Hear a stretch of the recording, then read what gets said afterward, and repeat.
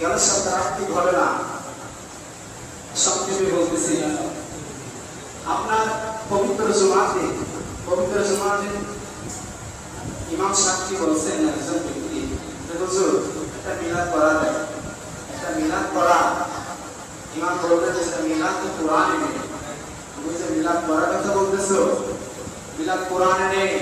সাধারণ একটা লোক আপনার কাঁচামালের ব্যবসা করে, ওদের নাম কি বেল্লাল, তিনি কোরআন থেকে দলিল দিয়ে সূরা আহজাবের 56 নম্বর আয়াত আল্লাহ তাআলা কোরআনে বলেছেন, ইন্নাল্লাহা ওয়া মালাইকাতাহু ইউসাল্লুনা আলান নবী ইয়া আইয়ুহাল্লাযীনা আমানু সাল্লু আলাইহি ওয়া সাল্লিমু তাসলিমা। আল্লাহ তাআলা কোরআনে বলেছেন, নিশ্চয় আল্লাহ তাআলা নিজের নবীর উপর দরুদ শরীফ পাঠ করেন, দরুদ ও সালাম পাঠ করেন। শুধু আল্লাহ তাআলা পাঠ করেন না, ফেরেশতাদেরকে নিয়ে তিনি নিজে আমার নবীর উপর দরুদ ও সালাম পাঠ করেন। আর আল্লাহ তাআলা হুকুম দিয়েছেন যে মুমিন বোনেরা, এই ইমানদার বোনেরা, তোমরা আমার নবীর উপর দরুদ ও সালাম পাঠ করো। সুবহানাল্লাহ। তিনি দলিল দিয়েছেন কোরআন থেকে। ইমাম কি এটা মেনে নেয় না, এটা মানা যাবে না, এটা কি দুস্তাকে রাসূলের দুশমন।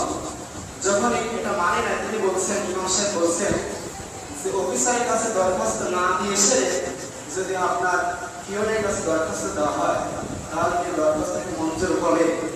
মসজিদে কিন্তু অনেক লোক ছিল, কেউ প্রতিবাদ করে নাই। বেল্লাল কি করেছেন? শরীরে তাকে কি শরীরে আঘাত করেছে, তাকে কান কিনে দেওয়া হয়েছে, গান কিনে দেওয়া হয়েছে, সঙ্গে সঙ্গে তাকে আঘাত করেছে।